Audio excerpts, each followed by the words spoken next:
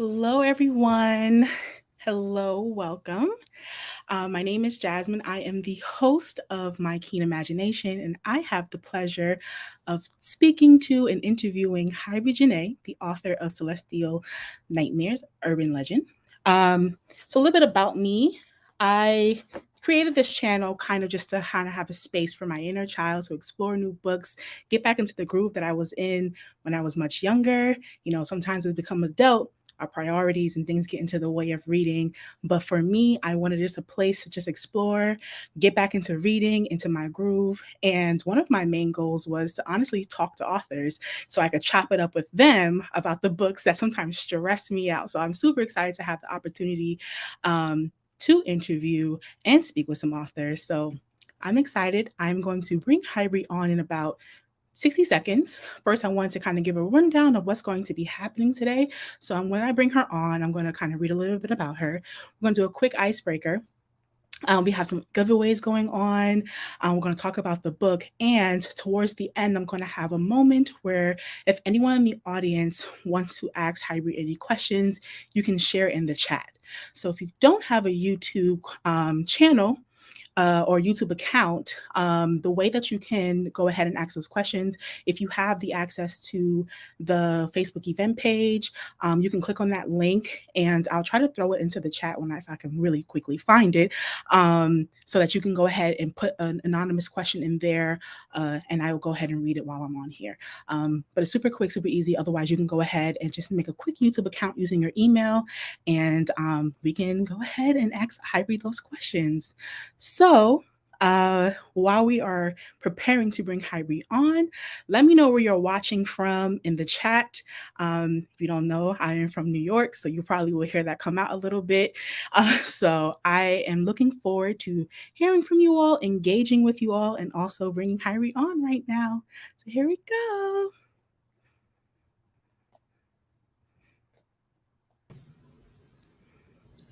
Hi, Hybrie.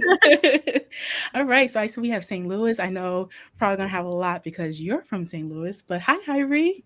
Hi, How are you this evening? I am good. I'm good. How are you? I'm doing well. I'm doing well. Why am I acting so formal? I'm talking to you. I know. I'm like, I hope this is not how we're gonna act this whole interview let because me let me let me rewind. Okay, we're doing good. Thank you for joining me today and giving me the opportunity to talk about your book with you. You know how much I appreciate. I love your writing and your story. So thank you for just giving me the opportunity to talk about your book with you today. Okay. Well, before I say anything else, thank you, Jasmine. So, for those of you who don't know us too well, Jasmine is one of my favorite people in this whole world, one of my best friends. And Jasmine has been beta reading my work since it was like bad poetry Oh and my like gosh, it was not. sad girl stuff. Is one of my three people that always previews my work and lets me know if it's trash or if it's worth sharing. So thank you, sister. No problem. Always. It's always worth sharing. But I appreciate you for trusting me for my feedback. So that's number one, because this was back when we were teeny weeny. So yeah, thank you Uh, for allowing me that. So we'll go ahead and start. I'm going to introduce Hybrie, read a little bit about who she is as an author. So Hybrie Jenae is a self-published Afro-feminist author. She received a Bachelor of Arts in Psychology from Clark Atlanta University and a Master's in Social Work, Mental Health Concentration, and a Social Entrepreneurship Specialization from Washington University. The Life and Times of an HBCU The Life and Times of an HBCU Drama Queen is the first published book by the author, which includes a collection of short stories that chronicle the lives of students at Heritage Wells, a fictional historically Black college. Hybrie's second short story collection, Celestial Nightmares, Urban Legend, tells stories of unexplainable encounters. Each story centers experiences of Black folks, primarily through the South and Midwest. Volume 1, Urban Legend, explores the impact of moon magic on folklore. Yes, so at this time, Hybrie, if you would like, we have you read a little bit of, or give us a little sneak peek of your book? Will do. So, for those of you who are following along, if you have the book already, I'm going to be reading from Ditch Day.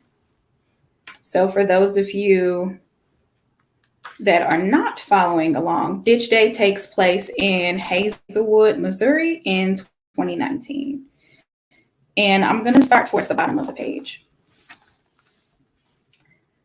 When the teens arrived at the outlet mall, it was even more deserted than they had imagined it would be on a weekday. Less than 10 cars were parked on the entire mall lot. The air was heavy, even outside, without a soul in sight. Brandy had been hoping that the doors would be locked so they would have to drive back to the north side. To her disappointment, the doors slid open when they approached. Elevator music buzzed through the speakers. The hardwood floors reeked of overused cleaning supplies. Quarter-operated PlayStations were completely deserted. Brandy was immediately creeped out by the ambiance. 5 black kids ditching school to hang out in an abandoned mall sounded like the beginning of a TV1 original horror movie. The closest thing to a scary movie that Brandy's anxiety could tolerate was Scary Movie. She was 15 before she even realized the film wasn't the same movie as Scream. Now stop there. Yes, you guys, that's only a little snippet. So if you have read or if you have the book, you already know what's coming next for that. But if you don't have it, I suggest you go ahead and get it because that's only a sneak peek of that one. So thank you for sharing, Hyree. And if you don't mind, I like to transition us into a little bit of an icebreaker just to kind of warm us up a little bit more. And you know me, I love a corny game. So this Never icebreaker. corny. Well, you're gonna say that after you know what I have. I'm like, wait a minute. I just saw Sweet Dreams or Beautiful Nightmares, and I'm like, this is an icebreaker for me or the audience. Well, the nice thing about this is the audience, you guys can engage as well. So in the chat, you can go ahead and incorporate some of your answers within that, just to show Hybrie some virtual support. But this is for you. That's Hybrie. Sorry, I want to call your name. Okay, so with this, it's pretty much like Truth or Dare, and Sweet Dreams is kind of like a flip on the truth, and Beautiful Nightmares is the flip on the dare. So plot twist, you're gonna have to get both of them just so you know, but you are free to choose whichever one you want to start with. And again, audience, I encourage you guys, if I ask a question or if I put out a prompt or something, you can go and do it and show your virtual support for Hybrie. So which one do you want to choose first? Oh no, man. Like, okay, let's go for Beautiful Nightmares. Oh wow, you want to you I'm like, let me just go ahead. So with the dares, because we're in a virtual space, I don't really have the opportunity to have you doing backflips and tricks up the walls and stuff. So what I'm going to do is either give you a scenario and you kind of walk me through what you would do, or you might actually have a little quick activity to do. All right. So I'm gonna start you off nice and smooth. Okay. Let's say you just woke up from a bad dream. Walk us through your morning routine to bring you back to a state of being grounded. What do you do when you wake up from that weird dream? Who do you share it with first? Go. Okay, so I wake up from a bad dream. Usually the first thing I'm gonna do is annoy my husband and be like, man, I had this dream, and I'm gonna be pouty and see if he has any wisdom. Then I'll probably jot down what I remember from the dream. I'm really big on colors, animals, certain things having some sort of meaning. So I would jot down what I remember about the bad dream. Next thing I would do is probably ask myself what feeling I had while I was dreaming. That's just a little therapist thing that I'm used to doing is, if you view bad dreams as like a spiritual message, the feeling that you have been suppressing or that is in your unconscious can come out in very weird ways in a nightmare.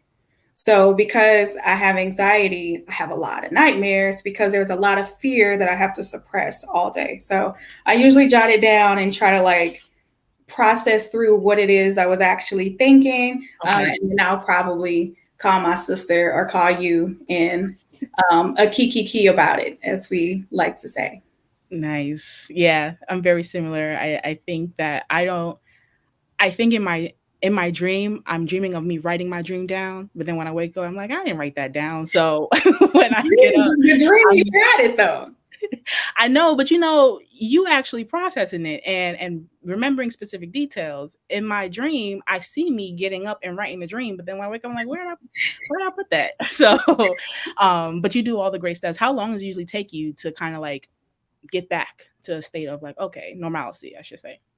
I think for me, usually after I jot it down, Okay, so after I just kind of write it, I okay, usually feel a little bit more grounded. So probably a couple of minutes. I have bad dreams so often that it's yeah, like at this point in my life, it can't ruin my day. got it. Okay. All right, nice. All right, so next one. Do you want a sweet dream or a beautiful nightmare? Give me a sweet dream. Okay. So, what is your favorite scary movie or show? Oh my gosh. Why is it so hard? Of course, when you had to think about it. Oh, scary movie or you got to okay, show or movie. Let's do movie. Okay. So my favorite scary movie, like just straight up horror, not a psychological thriller, not a metaphor for mental illness. I think that The Conjuring is really, really well done. I was terrified. I also think, oh, what was my movie? Hereditary. Hereditary. I will never watch it again, but very well done. Um, I like anything Jordan Peele. Um, Probably, I think I would have to go with Hereditary if I'm thinking about in the last like 25 years, but also the original Nightmare on Elm Street is Yeah. iconic. Uh, you try to tell me to watch Hereditary, and now you talking about you will never watch that again. That's funny to me right now. You have to see it at least once. It No, is it's very creepy. yeah, no, thank you. And also for the chat to know, back in undergrad, the reason why I probably watched so many scary movies is because of Hybrie. She would have movie night and be like, "Oh, we're gonna watch this," and yeah, so It's the fact that I had us go get on the bus yes, all the way to Atlantic Station to go see a absolutely, scary movie. Then we get out of the movie and come back and it's dark out. And we had to walk from the West End station yeah. back to campus. Thank you for still being my friend.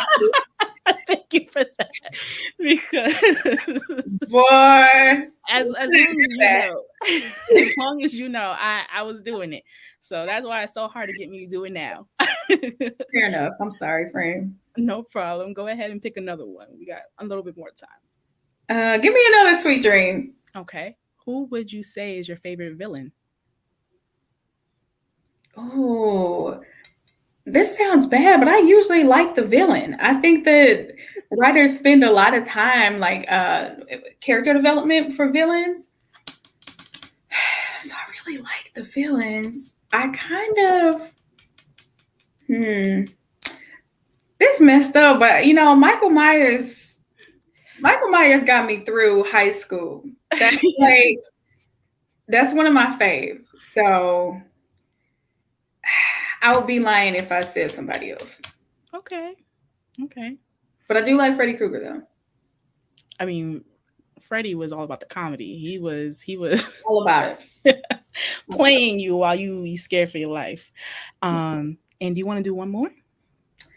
I will do. Okay, I guess I should do another beautiful nightmare. Wait, so is that a bad idea?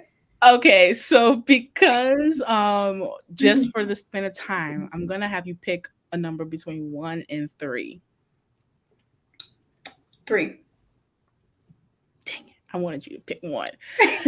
Okay, so 3 things that you would always need to have in your purse. 3 things And I when will. you have them, can you show them? Okay. 3 things I'll always have to have in my purse. Uh, Hand sanitizer. Absolutely. Um, Probably lipstick, some sort of lipstick. Okay. And then I'm gonna say lotion, but here's the thing. I'm gonna say lotion slash, and I feel like this is TMI, but like I'm just gonna share this with y'all. If I know that I'm gonna be more than 15 minutes away from my house, I usually pack an extra set of clean undergarments just in case like something happens. I'm Well, like, yeah. my purse, if I'm carrying a purse, it's usually full with like a change of clothes, lotion, maybe Oh, a toothbrush, smart. full shebang. It's a suitcase, basically. It's your toiletry bag, Yeah. honestly. All right, well, that was fun. Can I tell you which one I really wanted you to do though? I Yes, really please. I wanted you to have your Issa Rae moment, and I wanted you to do a freestyle rap and include Absolutely not. you you had to include 3 words: dream, moon, and scary. Eh, and that was it. And Listen, you can do it. I'm not ready to freestyle live. That's not. Wait a minute. Okay. Wait a minute. Well, for the chat, if you Wait have a minute. if you have it, go ahead and drop. It had to be a freestyle. It could have been, a little, what's a little poem called that's like 3 lines? A Um, haiku. haiku of with including the words dream, moon, Mm-mm. and scary. But that's all right. We'll say that for another day. And don't Mm-mm. think I'm gonna forget it. So I'm only doing it if we battle rap. So if you're not dropping no bars, then all right. Chris, I'll wait for your freestyle. We're going to go ahead and transition. Thank you so much for doing that icebreaker. And thank you for those in the chat that was including some of your answers in there as well. And I think it's a perfect time for us to transition to a quick giveaway. So, for those in the chat, answer this quick question for an opportunity to receive a cute little prize from Hybrie. What is the title of her first book? Right, Chris. Hybrie got bars, but she over here trying to act like she's shy. sorry. Absolutely not. So yeah, I'll have that for another 30 seconds. And just for the sake of time, I'll leave this up for a little while, but this is the first opportunity for a giveaway for those in the chat. What is the title of Hybrie's first book? And while that's going on, we're getting ready to go into our next segment too. So I'll go ahead and pull that up.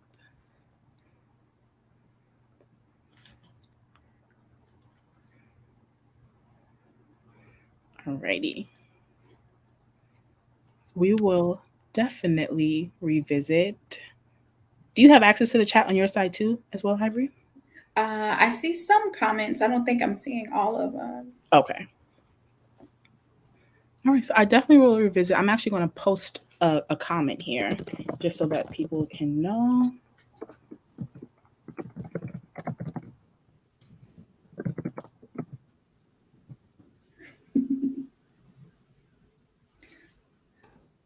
Okay. Well, actually, Amelia. yes, Amelia Williams answered first, and that is correct. The life and times of an HBCU drama queen. So I will go ahead and just take that information. Hybrie, do you have their information? I think I have their information. As long as we have an email address, maybe. Would you Amelia, give us your preferred email address? yes. If you can drop it either to Hybrie personally, if you feel more comfortable in that way. Send her a direct message so she can send you your prize. Congratulations. All right, so we are doing so well. We're going to get right into our next one. Are you ready to, I was going to say chop it up, but I know Chris is going to laugh. You ready to You already told everybody that you were from New York, so just go ahead and be in my element? be in your element, because the way these R's about to roll when I start getting comfortable, it's just... All right, so we are about to go into our book discussion with you, and I'm super excited because I have some really great questions, I think, and for the audience to kind of learn more about the book, your writing process. And audience, if you do have any questions, you can go ahead and drop it in the chat, and once we are finished with this segment, we'll definitely get to those. So, are you ready, Hybrie? Yeah. We're going to start off pretty smoothly. How did you come to the title Celestial Nightmares Urban Legend? Okay, so I definitely knew I wanted nightmares in the title of this short story collection. So aside from a bad dream, people say sometimes like, "Oh, what a nightmare," and talking about like something that's unfortunate or uncomfortable. So I knew I wanted nightmares in it. It took me a minute to figure out how I wanted to kind of have some sort of juxtaposition or like balance that with something that was more spiritual or optimistic or supernatural. So it kind of took me a minute to figure out what the first word would be. And I don't even know. It just kind of like landed one day and was like, oh, duh. Amazing. So what's your nightmares? In terms of urban legend, so I actually started writing some of the stories for volume 2 before I started writing some of the stories for volume 1. So I just had all these different stories and I wasn't sure how I was going to pull them together. But then I was like, oh, I'm talking about folklore. So I thought about doing Celestial Nightmares folklore, but I wasn't going to miss an opportunity to call it urban legend when people use urban so interchangeably. For communities of color, especially Black people. So I was kind of being snarky and saying urban legend. And half of these stories take place in the country. But I just kind of wanted to keep the theme of a double entendre.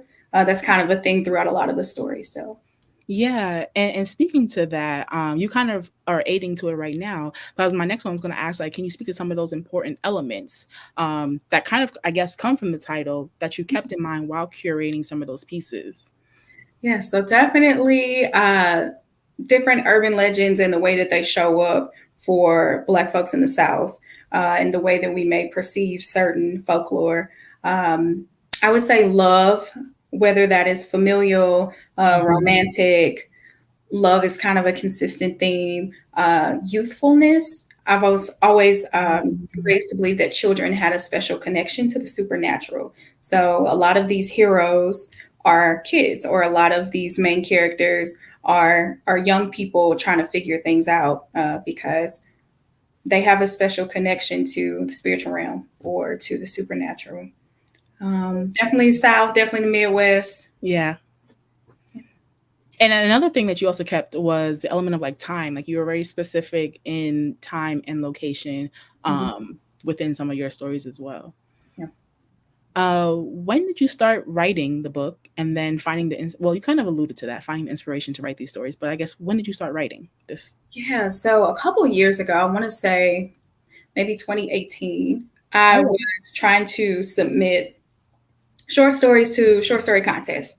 And so I decided I wanted to challenge myself as a writer and start writing more in the genres in which I consume fiction. So I mhm. watch a lot of horror, suspense, and psychological thrillers and all of that. So I was like, well, I want to challenge myself to try and write in those genres. And so I wrote all of these weird short stories and they were not getting accepted in the contest.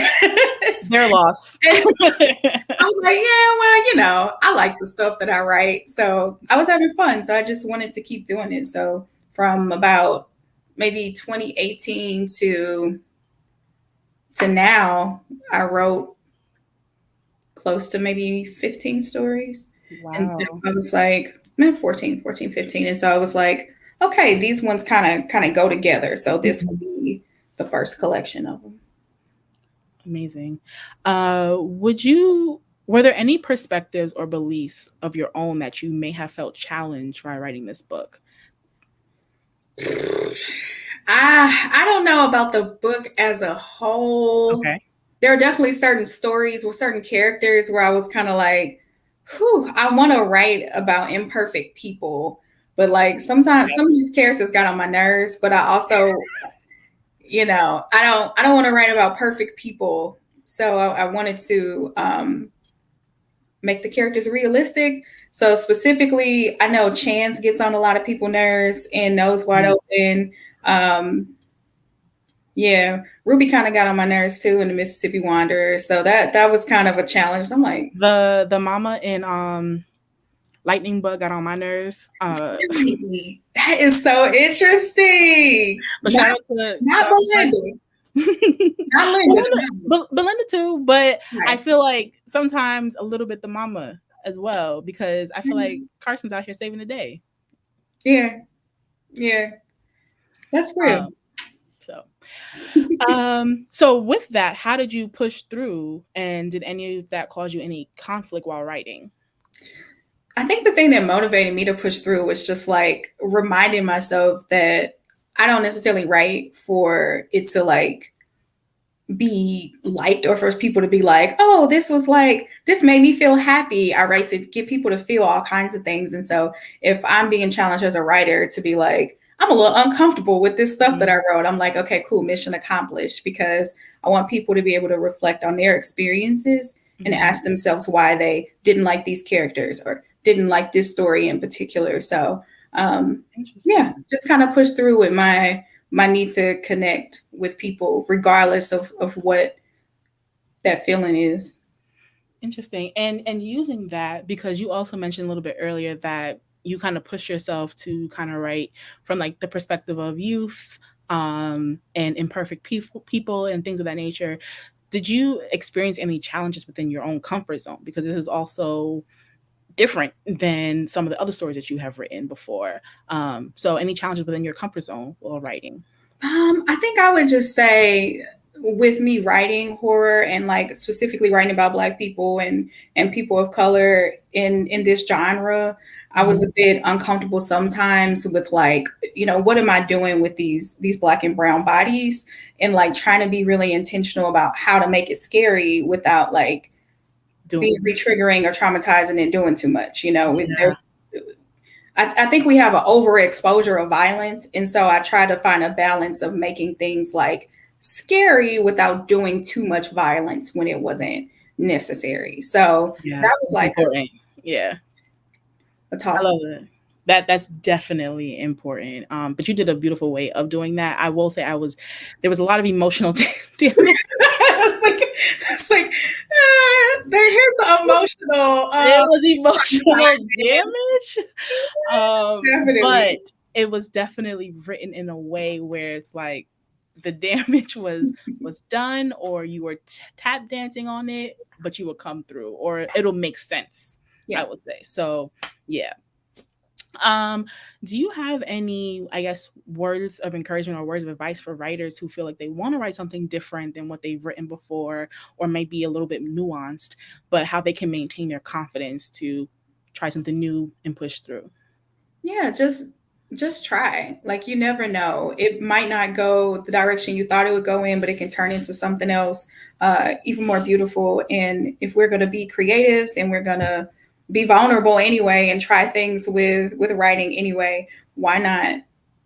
Mm-hmm. Now, unless you have like if you have like a contract with somebody, don't listen to me because I'm just out here. But You like, if that's you not my. but if you're free to create in the way that you want to create, go for it. I love that. And kind of sticking to that for other writers or people who may come across this video, while you're writing, what would you say usually comes first for you, like the characters or the plot, Oh, in developing ideas for your stories? it really depends. Probably, I would say in most cases, characters come first, Mm. especially for urban legend. So I knew that within this collection, I wanted to write about an angel. I knew I wanted to write about a witch. I knew I wanted to write about zombies, a seer that, or someone that had magic that refused to accept it or try to suppress the fact that they had magic in their bloodline. So like I knew that I wanted those characters, but then on the other hand, there were some stories where I was like, I definitely know that I want this to be a plot point. So Hmm. it kind of just depends, but I think in general, mostly character driven. Okay, that's interesting. Would you say that there's a definite one or the other that you have to do while developing ideas, or if a person has it writer's block, they have to like chop out all their characters or chop out the plot, make sure that's all right? Ooh, everybody's different, so I don't want to, make my Generalize. Yeah. process other people's process. But for me, I think when I get writer's block, what's most important to me is to go back to the character. So, oh, hi, Brian. Thank you. What's most important to me is to go back to the character and kind of ask myself, like, okay, if this character were a real person, what would their next steps be? Got it. So, Thank you, Zanique. And I wanted to say within your social media, because now we're about to get into the book. Within your social media, Hybrie Jenae on Instagram and Facebook, you shared some of your inspirations that kind of stem from TV, and you also had a music playlist that was influenced by some of the stories that compelled you to write and such. What authors or directors do you sometimes pull inspiration from? oh my gosh, all of them. For this particular book, I would say maybe not so much in like the plot, but the way that I felt reading Native Son by Richard Wright and just kind of having like social commentary and just having this really eerie, uncomfortable feeling. I Yeah, kind of was inspired by that and wanted that to translate in different ways. The lightheartedness, but also, still talking about really deep things and adding some humor. That absolutely. is more so inspired by Zora Neale Hurston, Yeah, kind of having a balance of like pulling from different genres. I would say definitely Toni Morrison. I don't think that Toni Morrison gets enough credit for like all of absolutely. the genres that Auntie like put together and Pulled from, wrote. Shout out to Tony right there. I can't. This thing right. is backwards, but Let's see it. Yeah. but yeah, I can definitely see all of those influences through your writing, just in general, but definitely pulls within that for this one. Thank you. All right, so we're going to transition a little bit more to specific going into the book.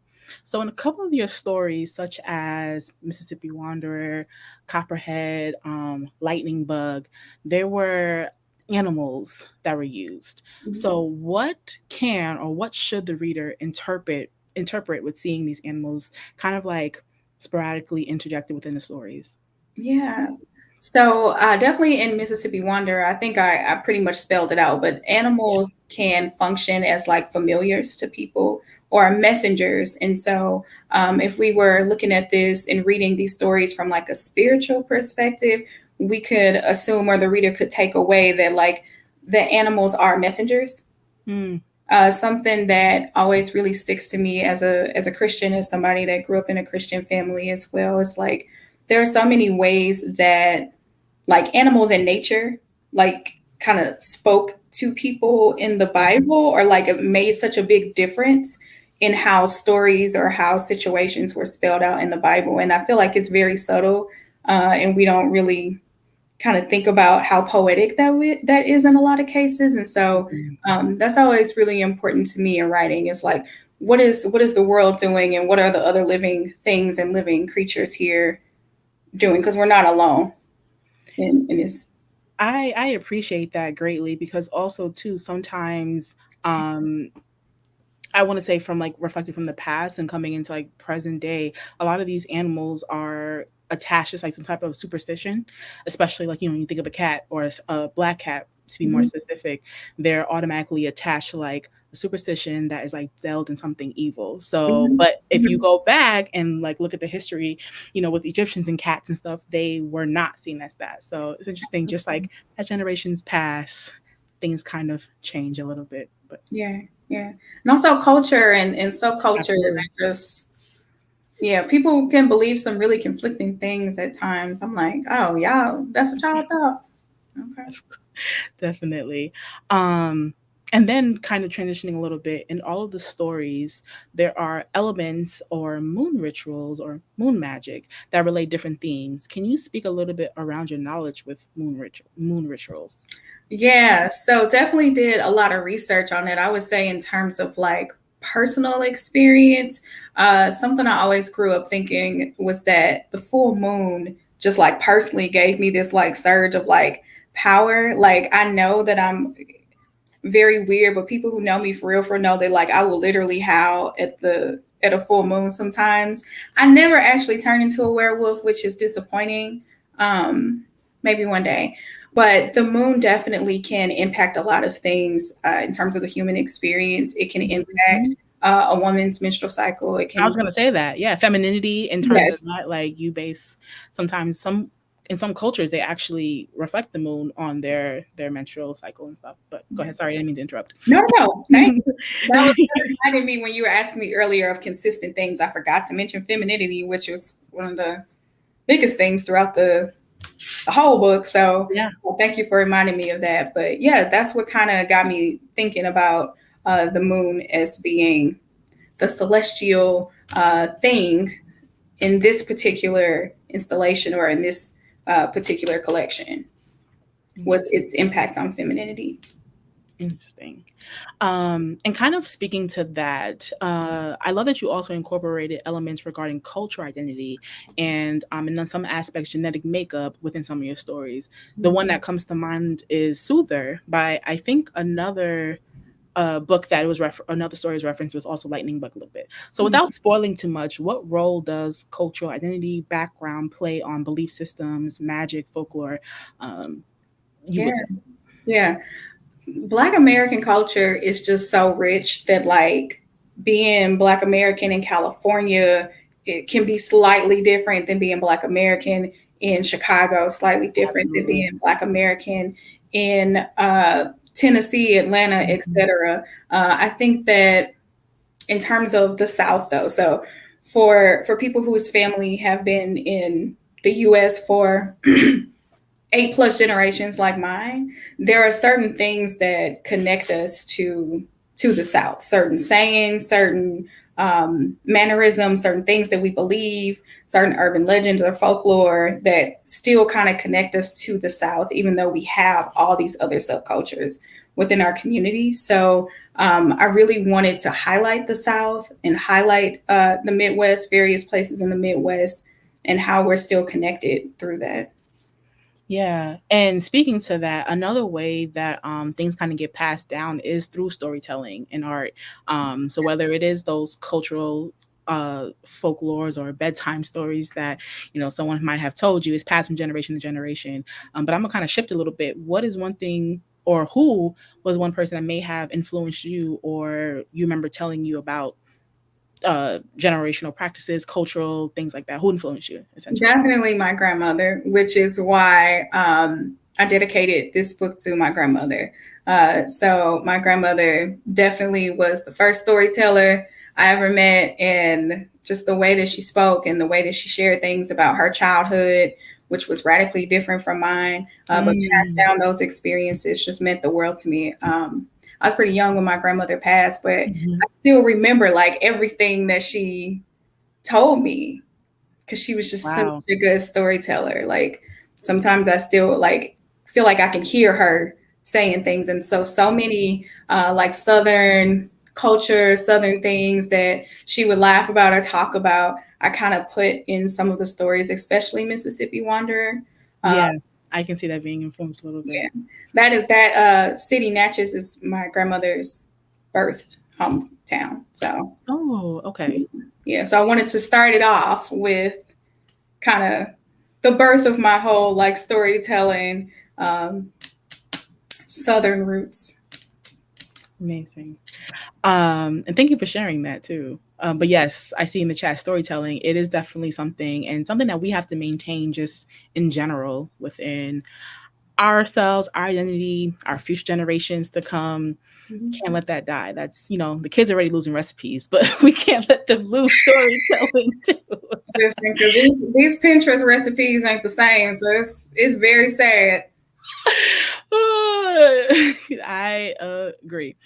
Um, all right, so shifting a little bit, while reading reading a few of your stories, such as Ditch Day, The Warehouse, Thanatos, especially, I felt I think I told you this too, eerie vibe, with not knowing what's coming next.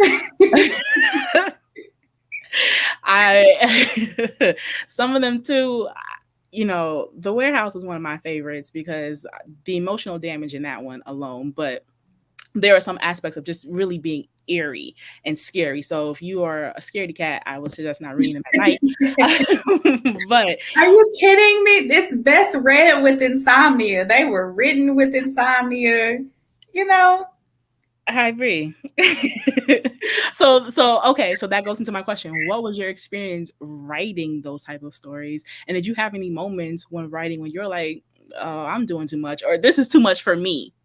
There was one point in, let's see, probably Ditch Day and Thanatos, like the first unedited versions of those two. I was like, nah. I'm like, this gotta go. Nah.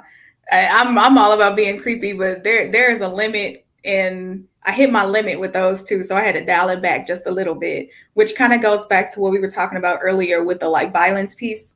And Mm-hmm. I was like, I don't think we need this. I Mm-hmm. don't think that we need this part. So I can feel it when I'm doing too much in most areas in my life. So I definitely can feel it when I've written something and I'm like, nah. Yeah, especially when you're big on like imagery and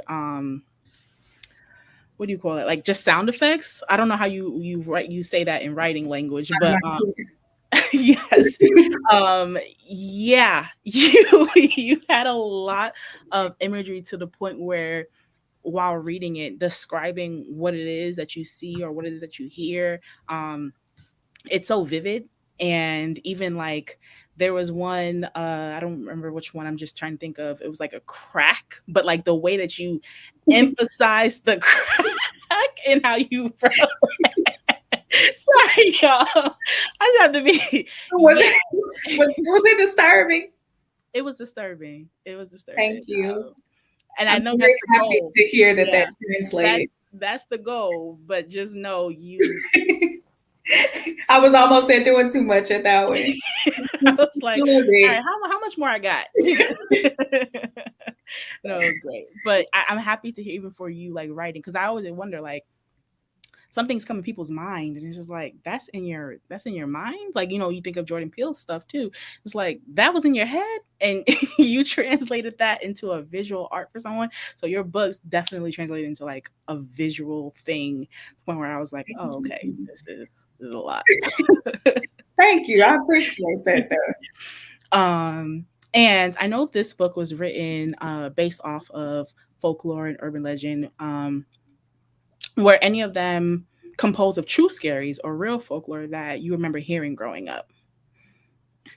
Um, hmm. I think it really depends. To me, it's like the beauty in urban legends because there are some people that believe every urban legend they hear, Hmm. and there are some people who believe none, even if there's hard evidence that they come from real life experiences. So, personally, I think it could go either way. I know nothing when it comes to supernatural stuff and what's real and what's not. So, it could all be literal for as far as I know. To be honest with you. I definitely think the warehouse has some very real elements in it. Yeah. I think that Copperhead is probably the least magical, Hmm. depending on how you read it. So that could definitely have some truth to it. I think that there are a lot of people who are seers or who have certain gifts and abilities that they suppress, and so Copperhead definitely is probably like the truest. But don't sleep on the warehouse being, and definitely don't sleep on Nose Wide Open being real. I was trying Oh to keep yeah. it cute, I didn't want the witch community coming after me because they're my friends. So Absolutely. And I'll also say, so you named the two that I was thinking of off the back, but I was like, I can 100%. I think the one you kind of look at is like, is this or is this not real? And that will probably be Ditch Day because, yeah, yeah, but, we put it but that way. it's one of those things where it's just like, it could be, but it's also what you don't see doesn't happen. So I'm like, I ain't never gonna go over there to try to fact check it. I'm gonna stay over here. This But is so funny. Side note: I was talking to one of my friends. So the creatures that they may or may not have seen at the end is like a very like local to St. Louis urban legend. So I Mm. was talking to a friend that also grew up here, and they were like, "But that is real," and I was like, they were like, "Yes, it is." And I was like, "No, it's." So it really just depends. I've never seen this, but some say, some say Ditch Day could be inspired by true events. Yeah, absolutely not. You gonna come visit me again? I'll come, but we're gonna stay right in certain certain realm of things because also too, and I say like warehouse gave me emotional damage because it felt like something that is real. And I promise you, I feel like I've heard. I wouldn't be surprised if I heard stories about, but yeah, for those of you, the warehouse, prepare yourself mentally. um, Oh, and that kind of went into my next question where I kind of had like, as a reader, you can kind of try to interpret like what is actually real and what's not. But I guess I'll still ask it is without spoiling, is there any way for the readers to interpret your stories? Like, is there a wrong way to interpret? Like if a person got to the end and was like, oh, this is how I interpreted it. Is there a right way or is there a wrong way? Is there just free for your own imagination and your own analyzation or No, there's analyzing? no right or wrong way to interpret the story. Something that was really influential to me. Toni Morrison published a short story. I think it might be one of her only short stories that she published. I think it's called Recitative or something like that. Mm. And basically, the short story is about race relations. It's about a friendship between two girls, but she never tells us what races they are. We just know that they're not the same race. And so the entire short story, you're trying to figure out who's what, but it's based on your own biases. And so that always really stuck with me. And I thought that was something so cool to do with writing that shows up in Yeah. a lot of my stories, especially Thanatos. Um, so yes, Yes. that's why there's no definitive this is what happens because you determine that based on the information that you've been given.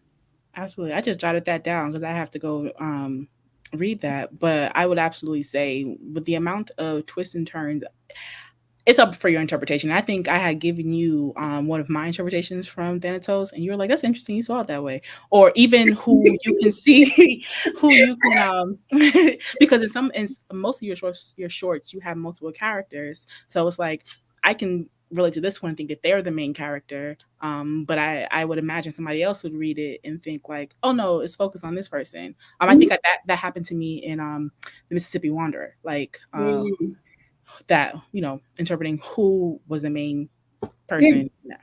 yeah, yeah. Definitely no wrong answers. Interesting. All right.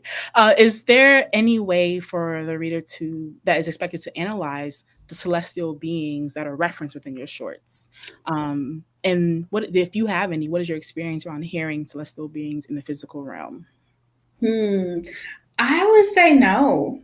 You know, celestial beings are celestial beings. I don't feel like there is a specific way I want readers to analyze them or think of them as good or bad. I think that binary thinking doesn't work most of the time. So I certainly don't Mm. know if it works when talking about something that is not of this world. So nah, you feel as you may about any of these supernatural beings. I'm noticing a lot of my open-ended questions are they intertwine in a sense and they kind of leave the same thing. Basically, go in there, read. And some of them you may have to read again, right? But go in there, read, and what you take from that is your experience. There's no right or wrong way to interpret it. If you caught something else, that's just your experience in that specific one. Yeah, yeah, absolutely. Interesting. So I think I'm done with my questions. I'm sure more will come to me in a second.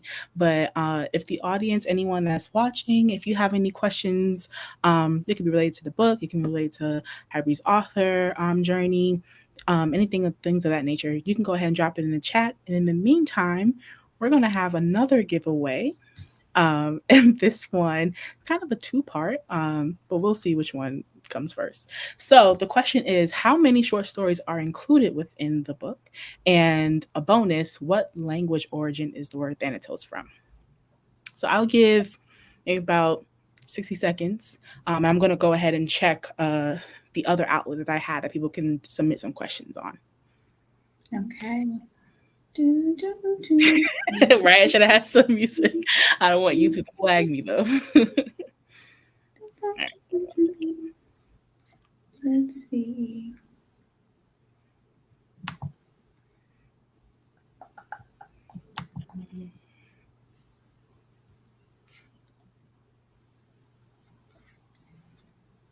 Oop. Let me quit playing with these comments before I accidentally click myself out of here. Well, Oh, we have Zanique, you got it. Zanique got it. Yay! Mhm. Okay, so Zanique, you can go ahead and send your email information directly to Hybrie. I got Zanique information. Oh. But congratulations. And yeah, I will now open up the floor for questions if anyone has.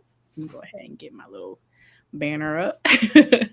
um, and if you are watching and you don't happen to have a YouTube account and you need a way to figure out how to send it, you can also, well, I'll go ahead and put the actual thing in there that you can use. Zanique, the thing is, so this was a two-part giveaway. So you don't have the book with you. I should probably send it to you where you are if you're going to be there for a while. But in addition to the book, you also get a dream journal.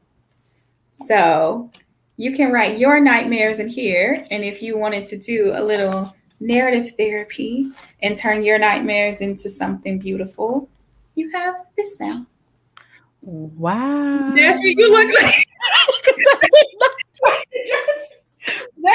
like. You hate doing Because I would have jumped in the chat myself. Congratulations. I would have jumped in the chat myself. so funny. I was like, what? So yes, does anyone have any questions? I do have a couple on my side.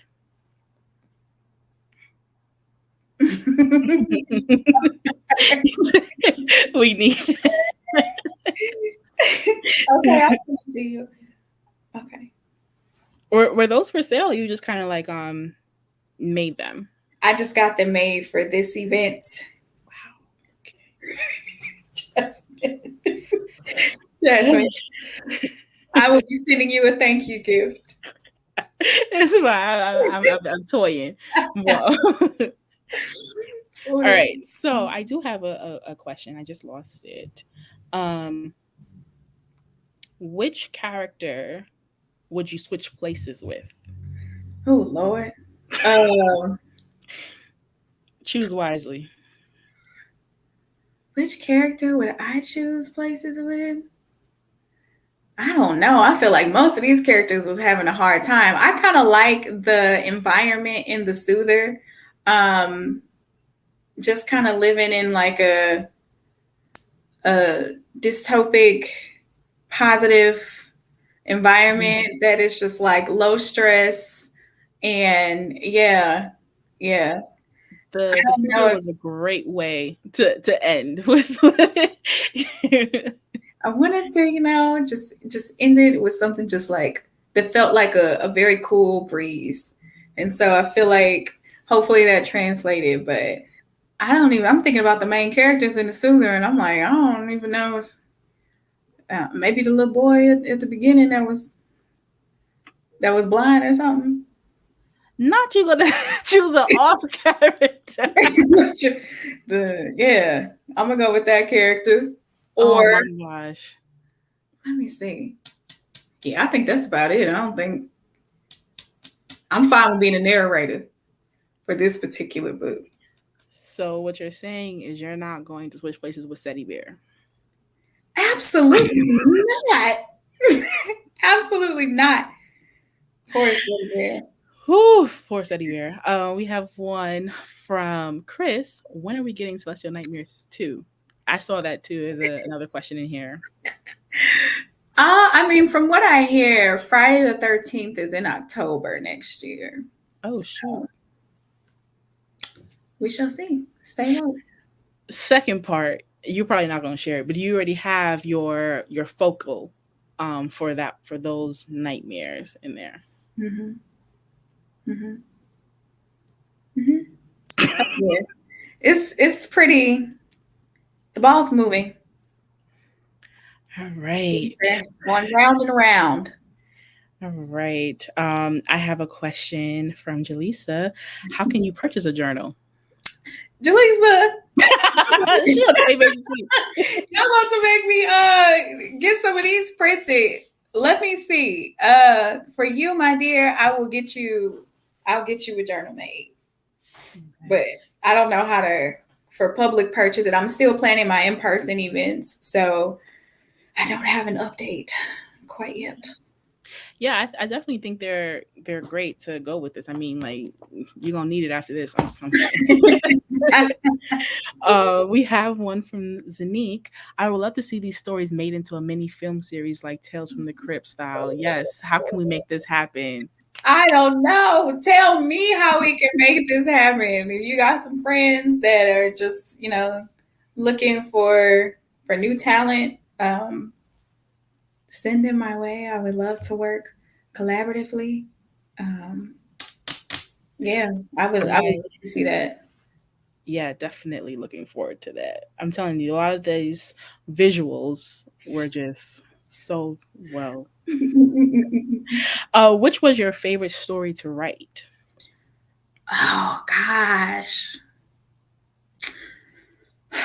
I would say Lightning Bug was my easiest to write.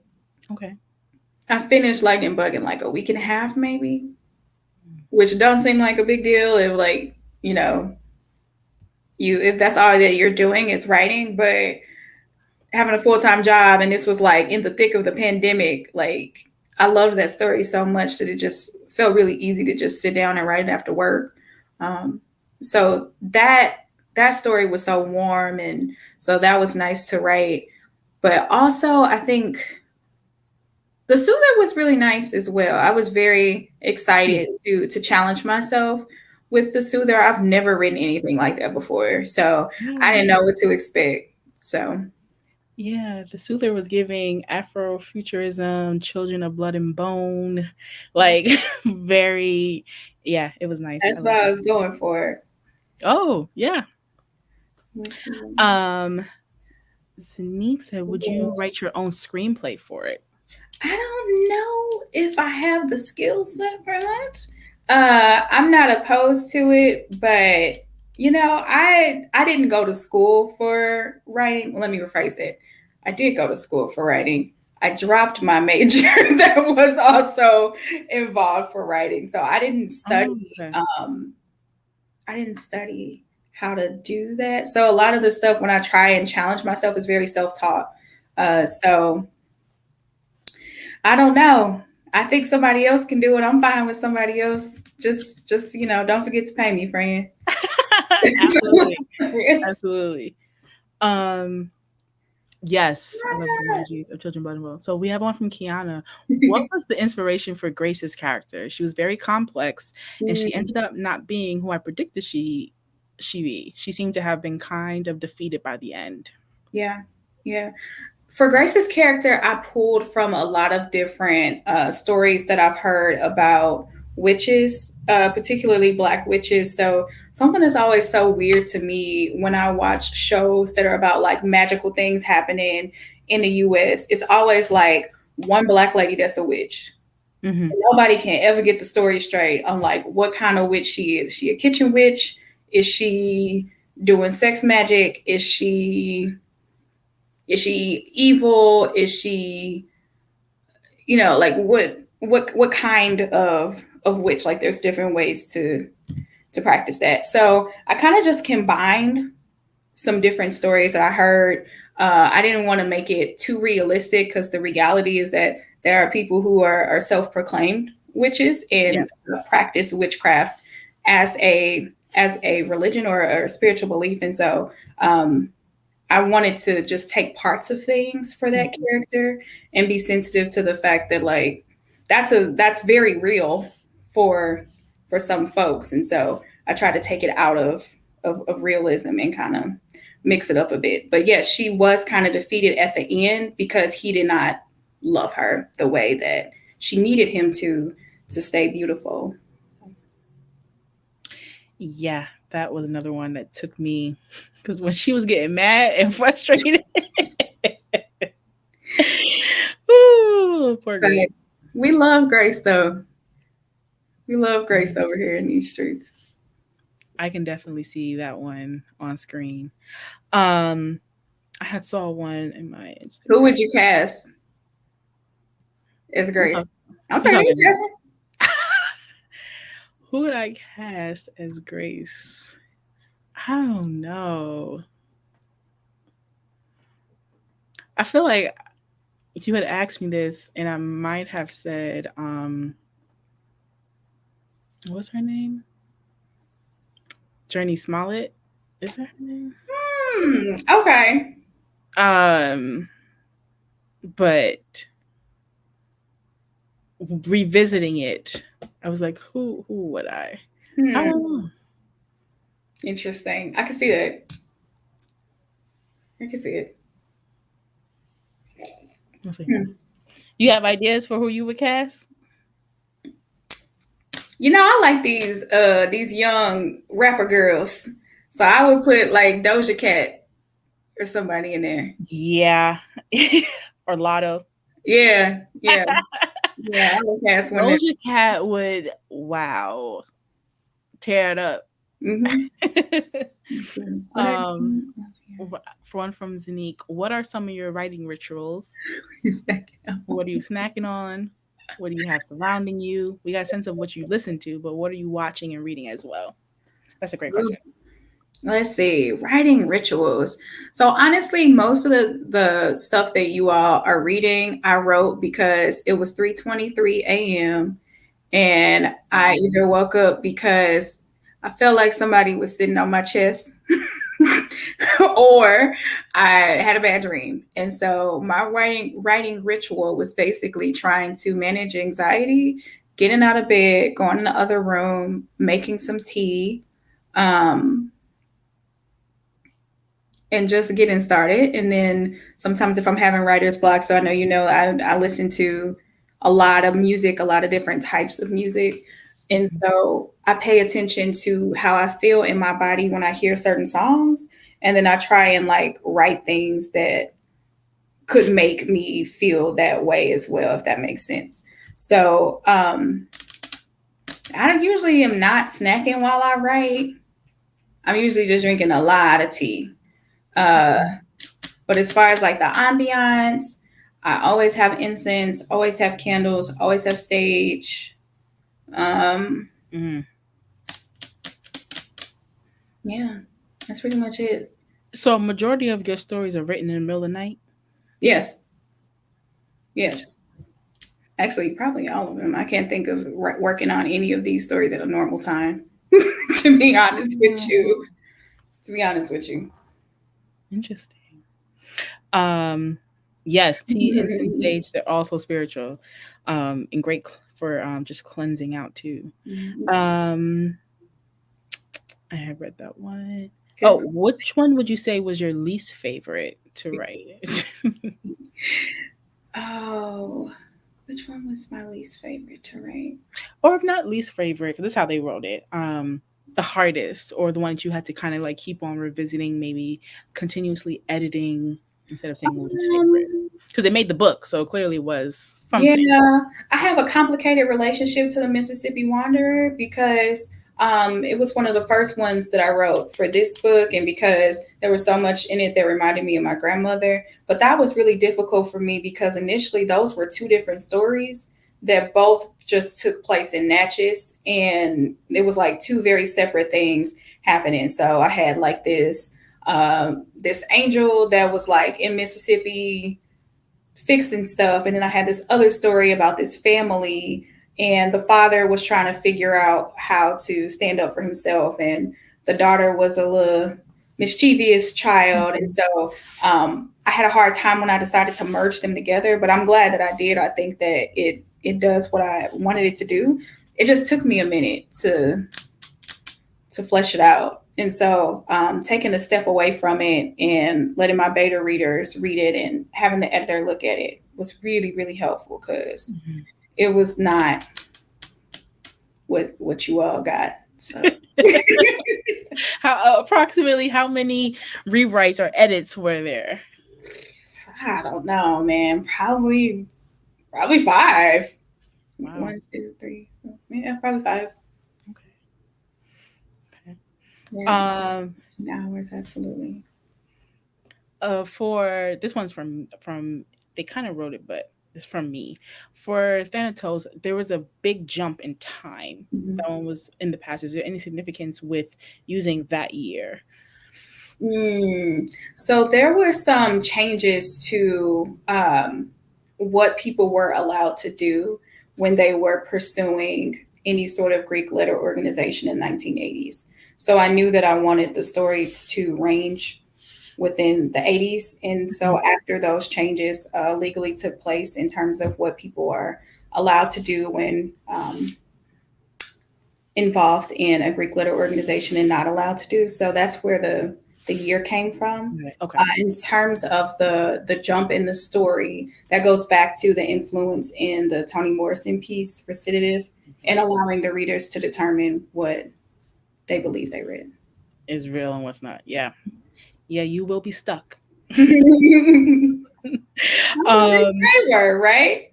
pardon? Or what'd you say? They're kind of like they were, right?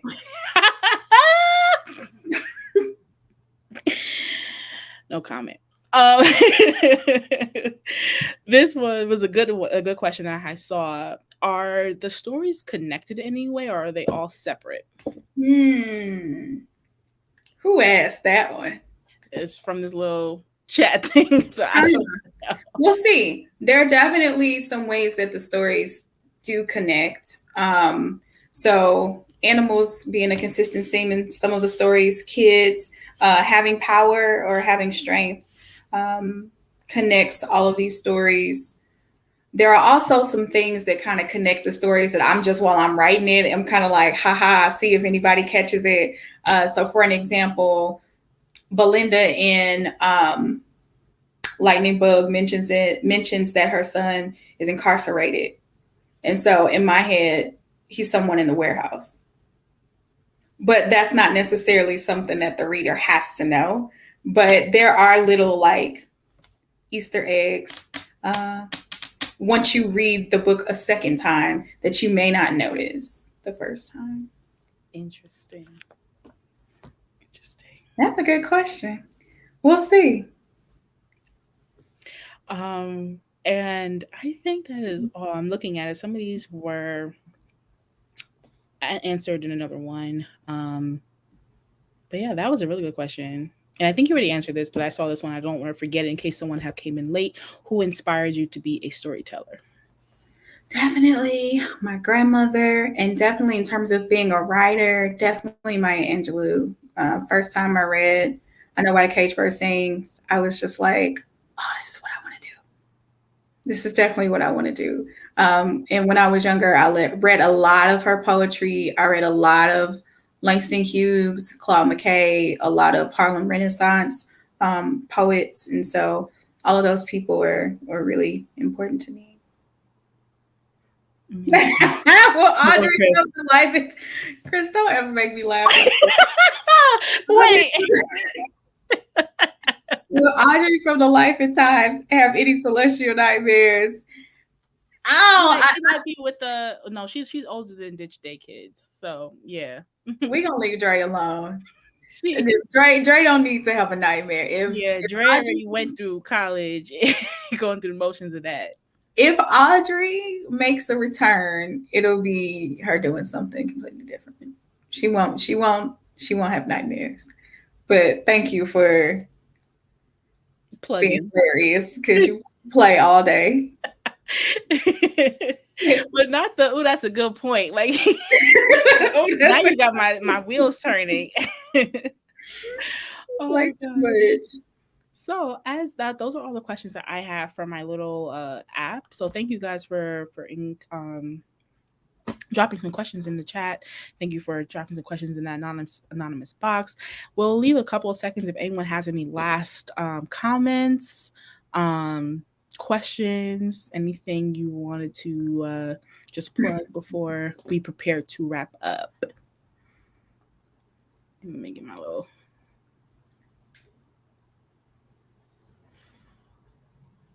I will go ahead and just switch the banner to that because I'm going to get ready to share those things and allow you to speak on that. Okay. What does oh, Chris says shared universe. I was like, what's that mean? Look, Audrey went through enough just trying to survive at HBCU. Sure did. And now he wants to take her to have a nightmare. No, she don't need to have a nightmare. She just need to. Oh gosh. Well, thank you so much, Hybrie, for this wonderful book talk. I'll give you some time to go ahead and share how people can keep up with you. If you have any future things coming, how can they drop in and find the information out? But I'll definitely include all your links and stuff in my description of this video. So the floor is yours.